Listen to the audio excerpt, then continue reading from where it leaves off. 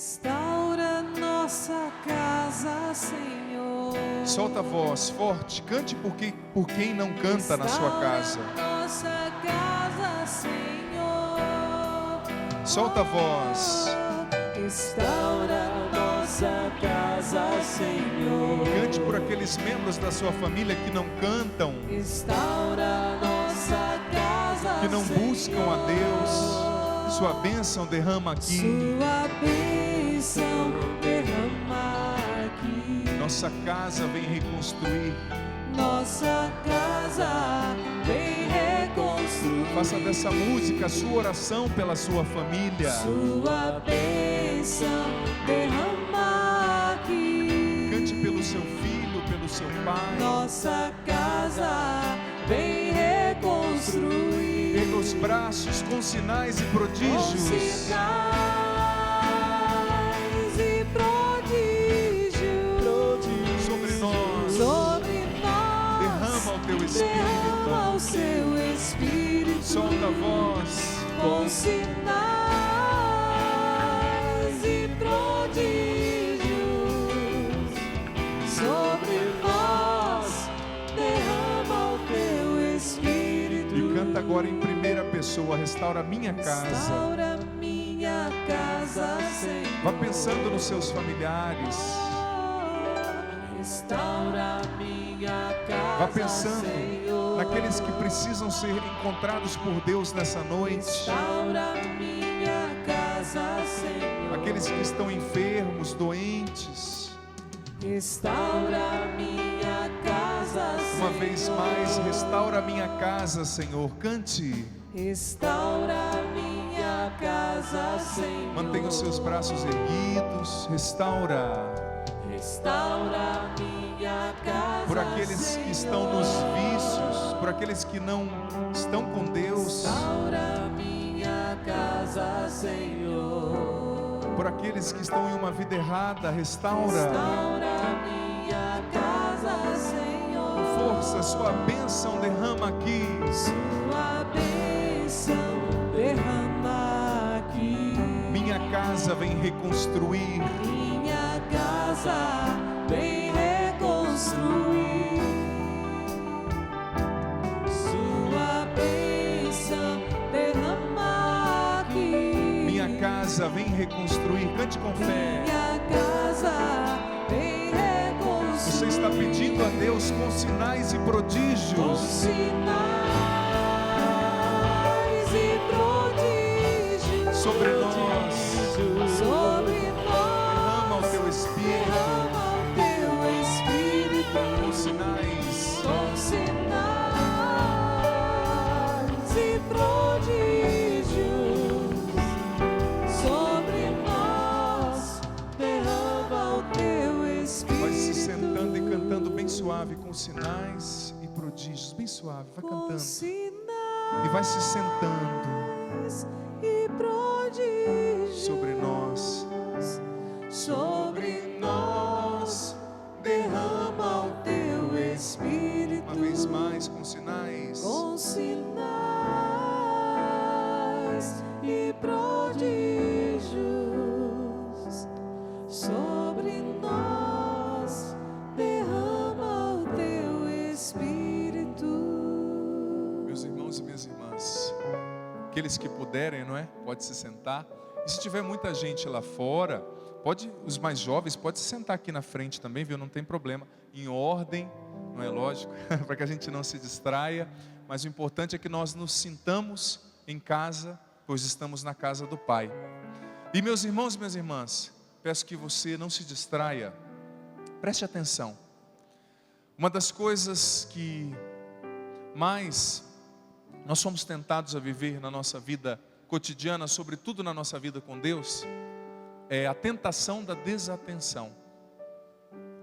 Muitas vezes nós não recebemos as bênçãos que Deus quer nos dar, porque nós somos desatentos, ou porque nós não prestamos atenção naquilo que Ele nos pede, naquilo que a Sua palavra nos propõe, naquilo que de fato são as indicações da Sua graça para a nossa vida e para a nossa história.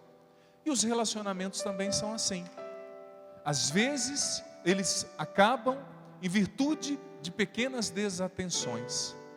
Não nos enganemos, eu gosto muito de falar isso. Nenhum relacionamento acaba de uma hora para outra. Quando um relacionamento chega a acabar formalmente, em uma união concreta, ele já acabou há muito tempo. Porque as pequenas desatenções do dia a dia vão destruindo as interações que antes eram profundas. E isso em todos os aspectos, interações de pais para com filhos, de filhos para com pais, de esposos para com esposas e assim sucessivamente. Então, filho, filha, esteja atento nesse momento, porque esse é um dos momentos importantíssimos da nossa celebração. São Paulo dizia aos romanos que a fé, a salvação vem pela escuta. Então é preciso que você e eu estejamos com os nossos ouvidos e com a nossa atenção aguçada para escutar o que Deus verdadeiramente quer falar ao nosso coração. Em primeiro lugar, nós vemos essa primeira leitura. Essa primeira leitura aconteceu aproximadamente 750 anos antes de Cristo. 750 anos antes de Cristo, o povo vivia uma prosperidade econômica tremenda, mas uma decadência moral e religiosa. Eles eram prósperos, eles tinham tudo, mas eles viviam uma decadência moral, uma decadência religiosa. E Deus envia àquele povo o profeta Amós, para que o profeta Amós falasse para aquele povo: olha, vocês precisam tomar consciência do que vocês estão fazendo, porque vocês estão atraindo sobre vocês a ruína. Gente, é até petulante da minha parte dizer isso, mas eu preciso afirmar: quando a gente está num caminho errado, Deus sempre dá um jeito de nos mostrar, sempre. Só que o pior cego é aquele que não quer ver. E aqui nesse caso, me perdoe, o pior cego é aquele que não quer escutar, né? Já ouviu isso? O pior cego é aquele que não quer escutar. Eu ouvi essa frase esses dias, achei tão engraçado, e é verdade. Porque a cegueira não se resume somente à visão. Existe uma cegueira muito pior, que é a cegueira do coração. Quando nós fechamos os nossos ouvidos para ouvir a voz de Deus e não escutamos o que Ele deseja nos falar. Como aquele povo que pisou na bola, recebeu o profeta Amós, Deus enviou por misericórdia, mas aquele povo não escutou. E na nossa vida, como eu dizia, também é assim.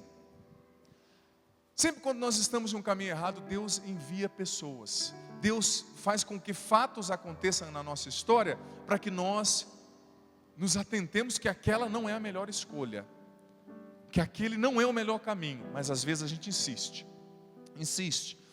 no caminho errado. E qual vai ser o fruto desse caminho errado? Obviamente, como Amós disse na primeira leitura, a ruína. A ruína da família, a ruína do relacionamento. Interessante que no versículo 9 e 10 da primeira leitura, Amós foi relembrando aquele povo. Olha, lembra que o Senhor tirou vocês do Egito? Deus, através de Amós, falou ali na primeira pessoa. Lembra que eu tirei vocês do Egito? Lembra que eu libertei vocês daquele povo? Engraçado, a palavra que a leitura traz é espadaúdo.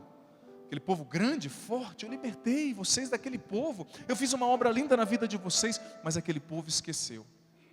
Gente, infelizmente a gente tem memória curta demais. Nós temos memória curta para recordar as maravilhas que Deus faz na nossa vida, e muitas vezes temos uma memória quilométrica para lembrar os sofrimentos que nós vivemos. E esses dias eu estava fazendo uma pesquisa, do ponto de vista da psiquiatria mesmo, da psicologia, que dizia que o ser humano sempre tem a tendência de arranjar um culpado para os seus infortúnios, sempre. É interessante, por isso que os padres que fazem mais sucesso por aí, me perdoe a sinceridade, é aqueles que falam do diabo, né? Não, isso aí na sua vida é o diabo, né? Você precisa, não, vem cá que eu vou fazer uma oração de libertação para você. Meu filho, minha filha, se você não mudar o seu comportamento na sua família, não tem oração de libertação que vai resolver o seu problema. Se você não formar sua consciência em Deus, não tem oração de libertação, nem o diabo consegue mudar você. Mas é tão mais fácil transferir a culpa para o diabo, para Deus, para o meu vizinho, para aquele meu amigo que quando eu tinha 9 anos não repartiu comigo o lanche no recreio da escola, por isso que eu sou traumatizado. Estou exagerando, não é? Mas às vezes é muito mais fácil arranjar um culpado, porque crescer dói, Freud dizia que as pessoas no fundo não querem ser livres não, porque a liberdade exige responsabilidade, e as pessoas não querem responsabilidades. Eu quero ir lá na igreja, aí o padre vai fazer uma oração mágica, vai colocar a mão na minha cabeça, vai tirar todos os diabos, vai sair de um em fila indiana, e a minha vida vai mudar. Seus problemas acabaram. Desconfia desse discurso, desconfia. Porque meu irmão, minha irmã, se você não fizer a sua parte, nem Deus nem o diabo vão fazer. Porque existe na sua vida uma coisa que se chama liberdade, livre-arbítrio. Mas às vezes a gente age como aquele menininho. Já viu aquele menininho? Eu acho que ele era mineiro, viu? Esse caos que eu vou contar agora. O menininho tinha um caminhãozinho, ganhou um caminhãozinho. Hoje é dia do caminhoneiro, diga-se de passagem, sabia? Quero rezar por todos os caminhoneiros nessa missa. Pelo meu pai, seu Vilmar Zandoná, que é caminhoneiro. Lembrei agora. Rezar por todos os caminhoneiros. Você sabia que eu já fui caminhoneiro também? Não tem cara não, mas já fui. Antes de você falar, tive também por pouco tempo um caminhão. Minha família, do meu pai, todos são caminhoneiros. Quero rezar por todos eles. Mas enfim, o menininho, o gurizinho, ganhou lá uma carreta, um caminhãozinho, não é? Eu também, quando eu era novo, eu ganhei um caminhãozinho. Eu era novo, mas já era grande, né? E eu queria, porque queria entrar dentro do caminhãozinho. Minha mãe falava, filho, não quero te desanimar não, mas acho que não vai caber. Né? O menininho ganhou um caminhãozinho e quebrou uma rodinha do caminhão do bendito. Caminhãozinho de madeira, mais ou menos assim. Aí o menininho tinha lá uns dados, os dados que ele tinha ganhado de presente, né? E o dado é o quê? É um círculo. O que é o dado? É um quadrado, né? E ele pregou o dadinho no lugar da roda e queria que o caminhão andasse com aquele dado. O caminhão ia andar? Hein? Ia ou não ia? Claro que não. Mas na vida da gente, muitas vezes, a gente quer fazer também que o quadrado se torne uma roda. Sabe como? Quando a gente pede para Deus dar a bênção sobre a nossa família, mas nós não fazemos a nossa parte. Meu irmão, dado não roda não. Pode aplaudir, se você entendeu, aplaude. E aplaudir sem medo. A gente faz igualzinho esse guri, igual esse menino. A gente pede, Senhor, abençoa tanto a minha casa, abençoa tanto o meu filho. Mas você está conversando mais com seu filho? Você está gastando tempo com ele? Você está buscando formação? Você está buscando rezar para se fortalecer, para ter o que falar com ele? Não adianta só rezar. Só rezar é a mesma coisa que querer que um quadrado se torne uma roda. Não existe círculo quadrado. E dado não roda em caminhão nenhum. É um quadrado, como é que vai rodar? Por que o padre está falando isso? Filho, filha, com muita seriedade. Porque muitas vezes na vida da gente, a gente não entende que todo milagre tem uma dinâmica específica. Toda cura, toda libertação, ela tem uma dinâmica. Não adianta você colocar um dado que não vai rodar. Não adianta você pedir para Deus abençoar, se você e eu não deixarmos que a palavra de Deus mude a nossa mentalidade, forme a nossa consciência e consequentemente mude o nosso comportamento. Porque, me desculpa, até do ponto de vista psíquico, é muito mais fácil você botar a culpa no diabo, é muito mais fácil você arranjar alguém que te aliene. Não, vem cá mesmo, como eu disse, que os diabinhos vão sair em fila indiana, não é? Um por um sai agora, do maior até o menor. Não tem. Quando você se decide por Deus, não tem diabo que destrague a tua vida, porque Deus é maior que o diabo, e quando você escolhe por Ele, nada pode estragar. Mas às vezes, é muito mais fácil eu botar a culpa no diabo, ou botar a culpa no meu vizinho. Em primeiro lugar, a minha felicidade depende de mim. Em segundo lugar, a felicidade da minha família também depende de mim. Por que o padre está falando tudo isso? Porque senão, gente, a gente corre o risco de viver uma fé que ao invés de nos fazer bem, nos faz mal. Que ao invés de nos libertar, nos aprisiona. Que ao invés de nos fazer mais gente, pessoas maduras, faz de nós pessoas infantis. Que não sabem lidar com a vida, que se relaciona com Deus como se Deus fosse um supermercado. Ai Deus, eu vim aqui, estou vindo na novena, mas anota aí no seu caderno, viu? Porque eu quero 9 bênçãos diferentes. Uma com cada mão, Deus. Um dia com a mão direita, outro dia com a mão esquerda. Às vezes me perdoe a brincadeira, mas nosso relacionamento com Deus é tão infantil. Filho, filha, Deus não é um mágico, Ele é teu Pai, Ele ama você. Ele ama você apesar das suas fraquezas. Não é um mago que vai estender as mãos e fazer mágica. Mas às vezes a gente corre o risco de querer que o quadrado se torne uma roda, mas o quadrado não vai se tornar uma roda. Você não viu como Jesus está sendo firme no evangelho de hoje? Primeira coisa que Jesus está falando. Jesus, como um mestre pedagogo, sentou ali diante dos seus discípulos. Jesus disse que tinha uma multidão, o evangelista disse que tinha uma multidão diante dele. E aqui também hoje tem uma multidão aqui e muitíssimas outras pessoas nos acompanhando. No Brasil inteiro e além do Brasil, ao vivo pela TV Canção Nova. Jesus fez com que aquelas pessoas se sentassem diante dele e ele começou a ensinar. Jesus estava ensinando o exercício do amor. Qual era a maneira certa de amar?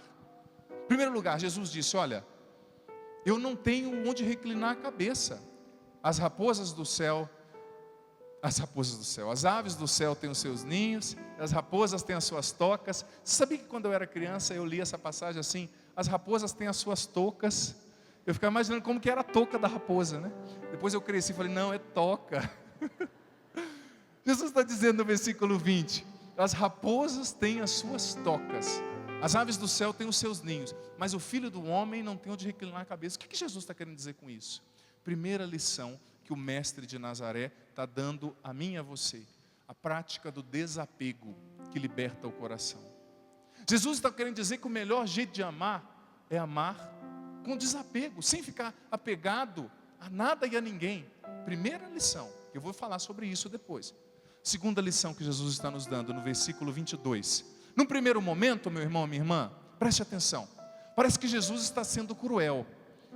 O rapaz pediu, Senhor, deixa eu primeiro enterrar o meu pai.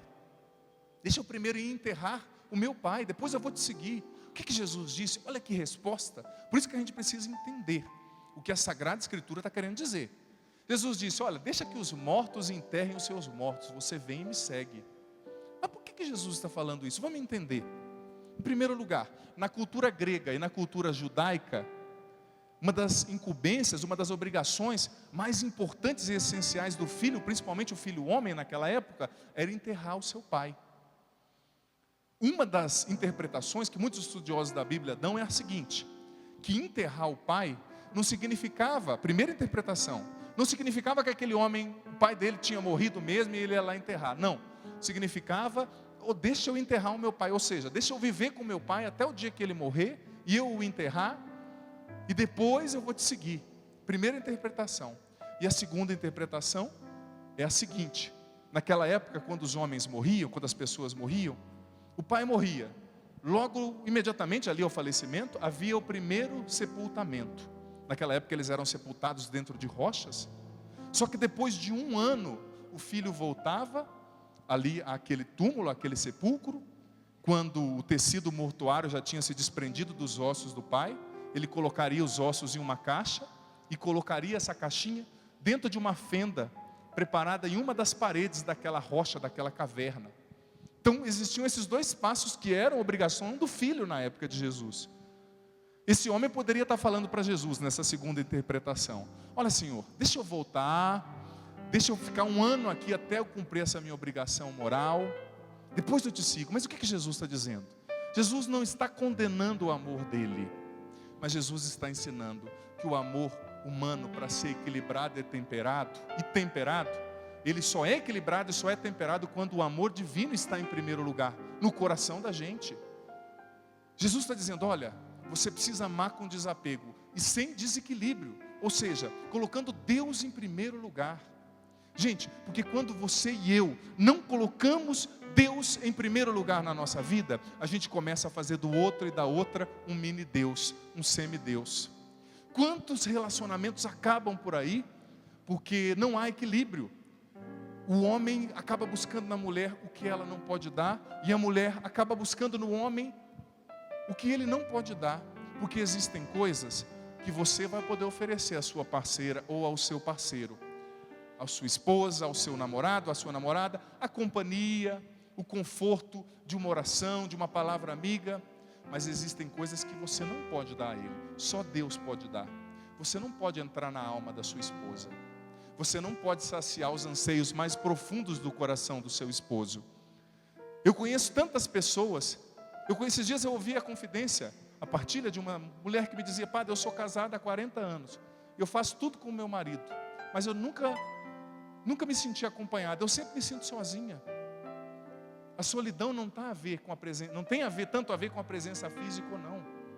Porque existem espaços dentro de você que seu marido nunca vai tocar, que a sua esposa nunca vai tocar. Sabe por quê? Porque esse buraco que existe dentro de você é do tamanho de Deus. Só Ele pode preencher. Se Ele não preenche, nada e ninguém vai poder preencher. Nada e ninguém. Um buraco do tamanho de Deus.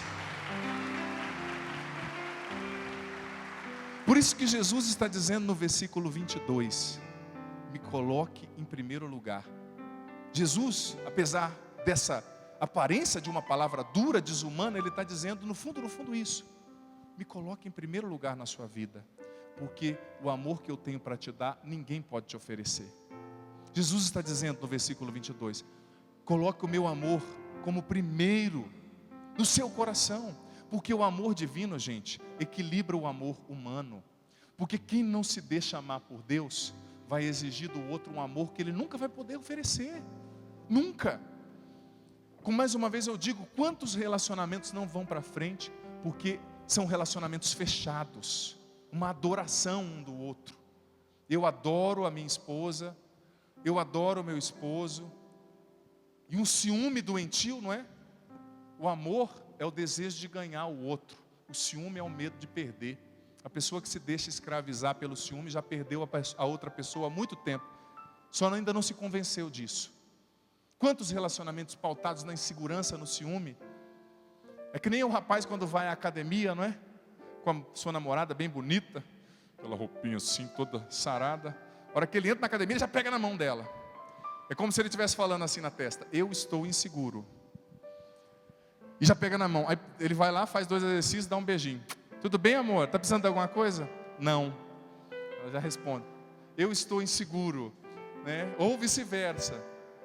Por que está inseguro? Porque se tivesse preenchido, em primeiro lugar, pelo amor de Deus, saberia que não ia precisar mendigar o amor do outro. Se o outro é meu, se Deus me deu aquela pessoa, eu preciso confiar.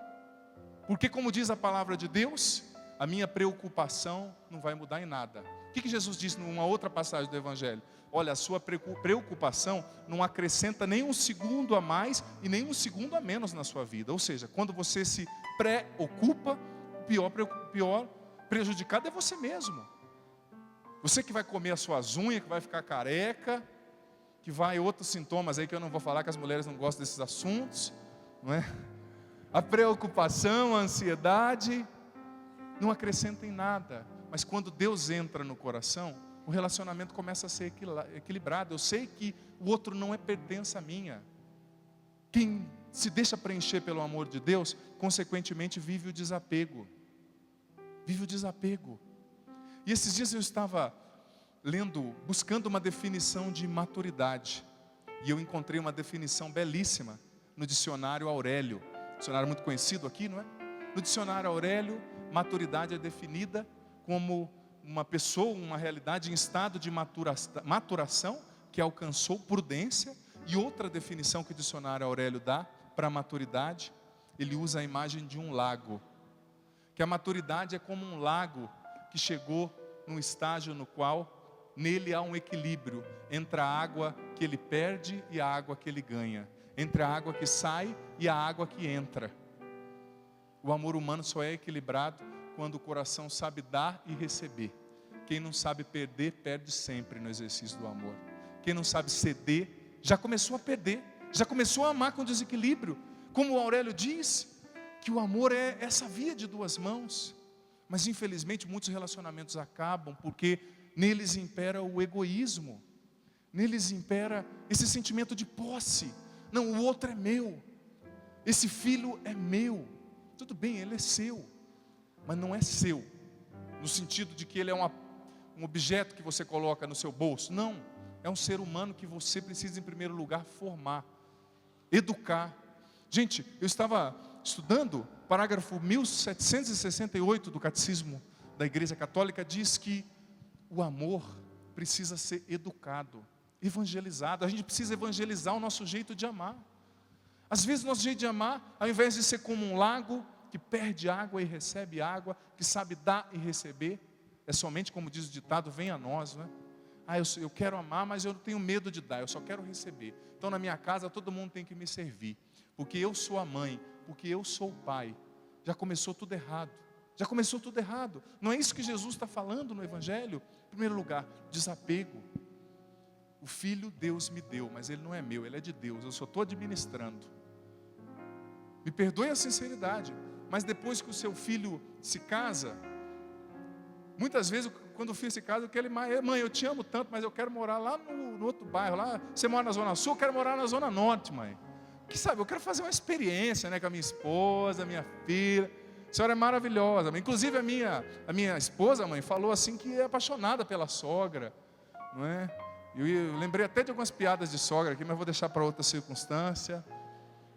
Às vezes você tem o seu filho, mas você não tem. Deus te deu para você ensinar, para você administrar esse bem, não é? Desculpa a analogia que Deus te deu.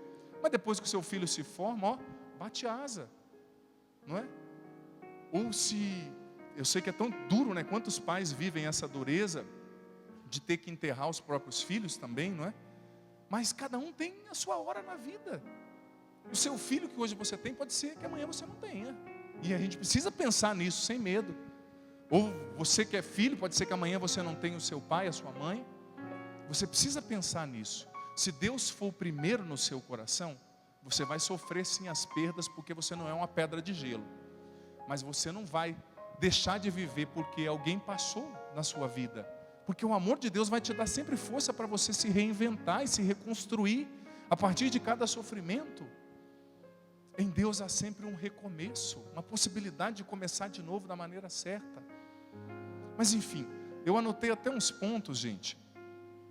Estudando sobre esse assunto, libertar-se dos apegos, do exercício desequilibrado do amor, eu anotei uns pontos aqui que eu acho que sejam interessantes de nós partilharmos.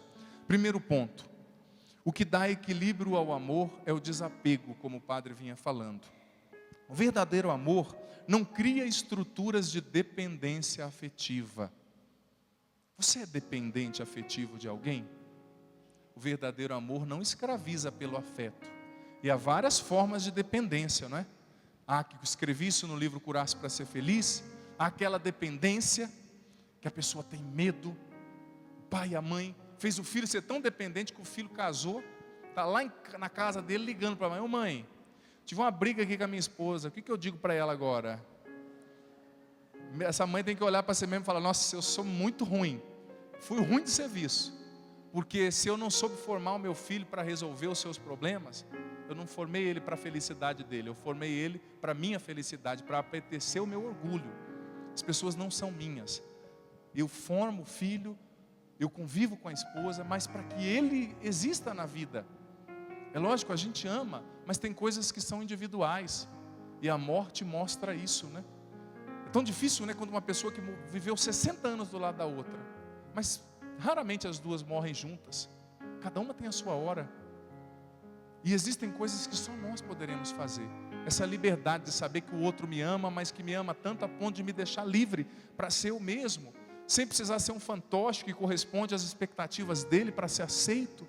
Outra coisa, a rotina, se não for bem conduzida e trabalhada, com criatividade e leveza, sem excessos de cobrança, etc., pode afetar e desequilibrar o amor.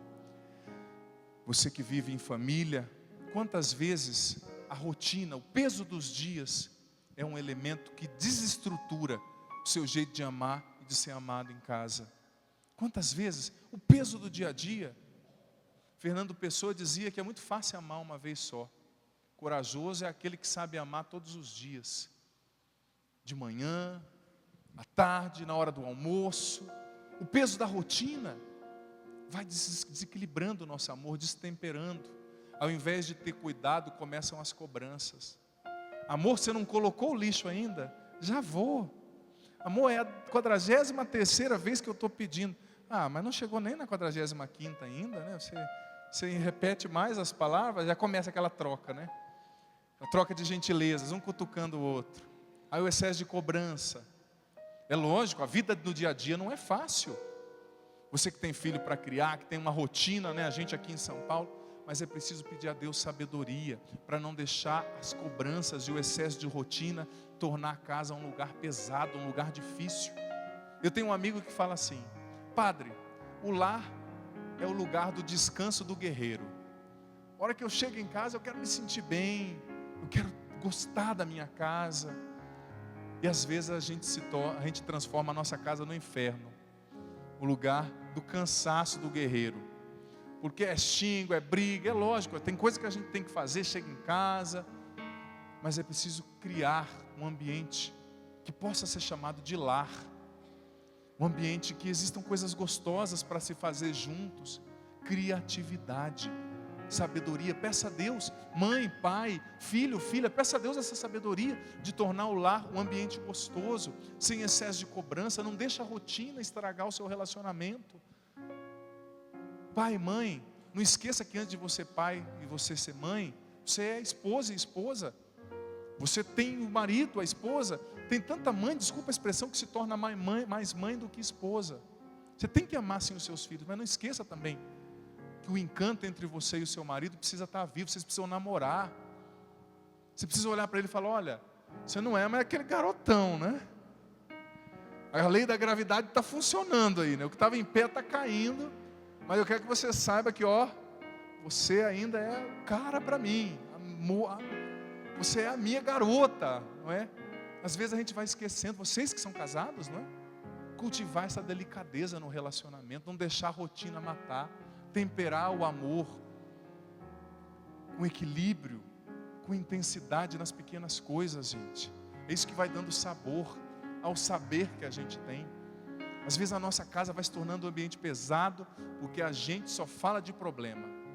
Trabalha o dia inteiro, aí chega em casa e fala assim, trabalha o dia inteiro, escuta o chefe brigando o dia inteiro, aí chega em casa e vai falar do quê? De trabalho. É um cara de pau, não descansa mesmo. Eu não aguento aquele chefe. Esquece esse chefe, pelo amor de Deus. Fala de outra coisa, fala do jogo de futebol, fala do noticiário. Muda, vira o disco. Disco nem existe mais, né? Vira aí, tira o pendrive, coloca outro. Meu amigo. Os anos vão passando. Esses dias eu estava fazendo uma pregação para os adolescentes, um encontro de adolescentes. Eu falei, lembra daquela música? Ouvi os grilos, aquele silêncio. Aquele programa de televisão, aquele silêncio. Aquela propaganda comercial, aquele silêncio. Eu falei, os janeiros estão passando. Estou ficando velho. Quando você conta uma piada que os mais novos não riem, né? Que não entenderam o sentido. Fala, estamos ficando velho. Mas enfim, a gente precisa temperar o nosso dia a dia com essa criatividade, com esse sabor, com essa sabedoria que Deus dá a gente, para tornar a nossa casa um ambiente de um amor equilibrado, sem apego, sem excesso de cobrança, sem coisas pesadas. É lógico, vão ter momentos de tensão, mas é preciso conjugar o verbo perdoar e criar na casa um ambiente de lar, de diálogo. Com a graça de Deus nós vamos conseguir isso. Vamos ficar em pé? Quem pode nos dar essa graça, gente, de em primeiro lugar, curar o nosso coração das feridas que nasceram na nossa casa, no nosso relacionamento familiar, é o Espírito Santo. Em primeiro lugar, o Espírito Santo pode curar no nosso coração, nos nossos afetos, nas nossas emoções, as feridas que nasceram nos nossos relacionamentos, nas palavras duras que nós dissemos e ouvimos, quem sabe aquela cobrança, aquele peso. Só o Espírito Santo pode realizar essa obra de cura em nós.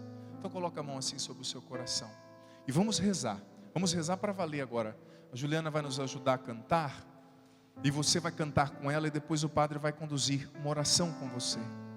E vamos rezar para que o Espírito Santo cure as feridas que nasceram nos nossos relacionamentos familiares, o excesso de cobrança. Vamos rezar para que o Espírito Santo tempere e equilibre o nosso amor, nos liberte dos apegos, das dependências afetivas, nos faça amar em família, com profundidade, com maturidade. Eu me decidi, quero estar bem cheio do Espírito Santo. O meu coração está ansioso pela graça de Deus. O meu coração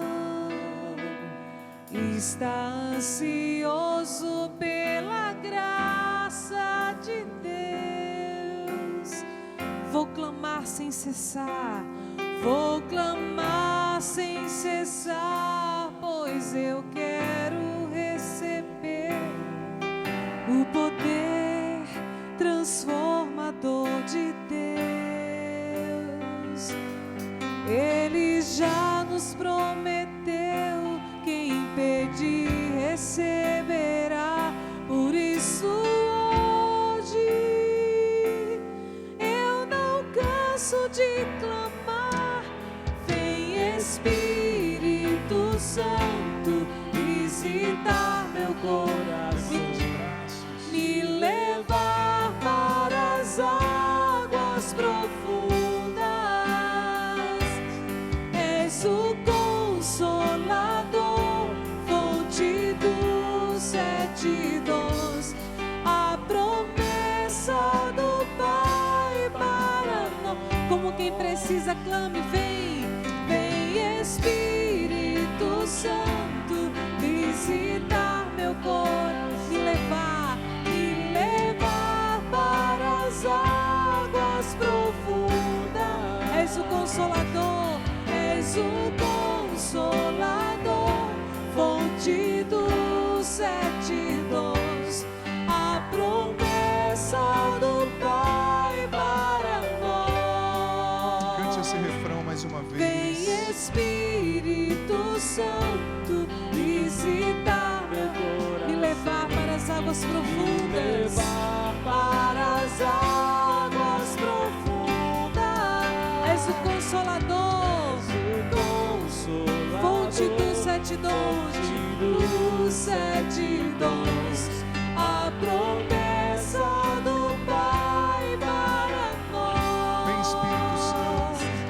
Vem Espírito Santo visitar meu coração, me levar para as águas profundas. És o Consolador, És o Consolador, fonte dos 7 dons, a promessa do Pai para. mais uma vez, deseja o Espírito Santo, peça. Vem Espírito Santo visitar meu coração, me levar para as águas profundas. És o Consolador, És o Consolador, fonte dos 7 dons, fonte dos 7 promessa dons, do Pai para nós. promessa do Pai para nós. Vem Espírito Santo, cante. Vem meu Espírito coração, Santo visitar me levar para as águas profundas. me levar para as águas profundas. És o Consolador, solta a sua voz. És o Consolador, fonte dos 7 Promessa do Pai para nós. promessa do Pai para Só você com os braços bem erguidos. Vem Espírito Santo visitar meu coração, me levar para as águas profundas. És o Consolador, fonte dos 7 dons, a promessa do Pai para nós. Junto com os músicos, vem Espírito Santo, peça. Cante como quem tem sede da água viva do Espírito Santo. Solta a voz. És o Consolador, cante. És o Consolador, fonte dos 7 dons, a promessa do Pai para nós. Coloque a mão mais uma vez agora sobre o seu coração. Em oração, você aqui, você em casa. Coloque a mão agora sobre o seu coração. Espírito de amor. Com a mão sobre o seu coração. Vá cantando isso. Vem Espírito de amor. Sinta o seu coração bater e vá cantando isso. Espírito de Vem amor. Espírito de amor. É no seu coração, filho, filha, que o amor precisa ser educado, Vem Espírito de amor. precisa ser formado. Deus te conhece. Vem Espírito de amor. Você que está aqui, você que nos acompanha pela TV Canção Nova, Deus te Vem conhece. Espírito de amor. Deus te conhece. Ele sabe das feridas do seu coração. Vem Espírito de amor. Deus conhece as suas inseguranças, os seus medos. E Deus nessa noite não quer curar somente os sintomas dentro de você, Ele quer curar a doença. Espírito de amor. Você não deve rezar para que Deus te liberte do ciúme. Você tem que rezar para que Deus cure a ferida dentro de você que faz com que você sinta ciúme. Você não deve rezar somente pela libertação da tristeza, mas para que Deus cure a causa, consciente ou inconsciente, da sua tristeza. Espírito Santo, nós estamos aqui nessa noite, na Tua presença. Nós te pedimos, Espírito Santo, vem sobre mim, sobre nós que aqui estamos. Vem, Espírito Santo, sobre aqueles e aquelas que nos acompanham pela TV Canção Nova. Vem sobre o nosso coração, Espírito Santo. Vem curar em nós todo o afeto reprimido, toda a emoção machucada. Espírito Santo, quanto desequilíbrio há dentro de nós, quantas compensações emocionais. Muitas vezes nós mendigamos o amor das pessoas, até mesmo dentro das nossas famílias. Muitas vezes nós só sabemos cobrar as pessoas, nós não sabemos conversar em casa, nós achamos que as pessoas são nossas, nós amamos de jeito desequilibrado, nós só queremos dar e não sabemos receber, ou muitas vezes só queremos receber e não sabemos dar. Mas a maturidade está na imagem do lago, que se equilibra perdendo água e recebendo água, dando amor e recebendo amor. Transforma agora o nosso coração, Espírito Santo. Cura agora o nosso coração, Espírito Santo. Quantas feridas, quantas fraquezas. Pode ser que um pai, uma mãe tenha nos falado coisas tão duras, palavras tão difíceis. Cura-nos agora, Espírito Santo, das decepções, das mágoas em família, as decepções, os rancores que ainda estão vivos dentro de nós, esse ácido que vai nos consumindo. Vá deixando o Espírito Santo rezar em você agora, filho, filha. Vá rezando, vá cantando sobre o seu coração, Espírito de amor. Vem Espírito de amor. Vá soltando a sua voz e vá cantando, Espírito de amor. Vem Espírito de amor. Vá cantando isso. Vem Espírito Santo, toca o nosso interior mais profundo, cura-nos, liberta-nos. Se o nosso coração está triste por causa de problemas com os nossos familiares, cura-nos agora, Espírito Santo. Se o nosso coração está aflito com um filho, uma filha perdido nas drogas, toca agora o nosso coração e toca esse filho, essa filha. Toca esse marido que bebe, que está no adultério. Toca essa esposa que perdeu a motivação dentro do casamento, Espírito Santo. Toca-nos, Espírito Santo. Batiza agora, Espírito Santo, cada um e cada uma que aqui está. Batiza agora, Espírito Santo, todos que nos acompanham. Dá-nos o entendimento de tudo que aqui foi falado e equilibra o nosso amor. Retira de nós os excessos.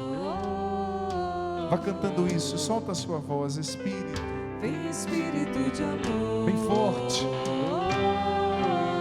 Sobre os seus relacionamentos familiares, cante. Vem Espírito de amor. Vem Espírito de amor. Vem Espírito de amor. Pressione o seu coração e peça, vem Espírito de amor. Vem Espírito de amor. Vá pensando nos problemas agora da sua casa, da sua família, dos seus familiares e peça. É o Espírito Santo que transforma as realidades dentro e fora de você. É o Espírito Santo que transforma os seus familiares. É o Espírito Santo que renova em você a disposição para amar, para perdoar. Vem Espírito Santo, vem sobre todos nós. Ressuscita-nos. Bem suave. Vem Espírito de amor. Vá sentindo a presença do Espírito Santo bem suave. Vem Espírito de amor. Mais suave ainda. Vem Espírito de amor. Só você cantando agora. Vem Espírito. Para encerrar, Vem Espírito de amor. pega na mão da pessoa que está do seu lado. Aperte a mão dessa pessoa. Diga assim para ela: o Espírito Santo quer transformar a sua família. Você aceita? O Espírito Santo quer transformar a sua família. Você aceita? Peça o Espírito Santo todos os dias. Peça Diga o para ele e Espírito para Santo ela. Todos os Peço o Espírito dias. Santo todos os dias. Amém.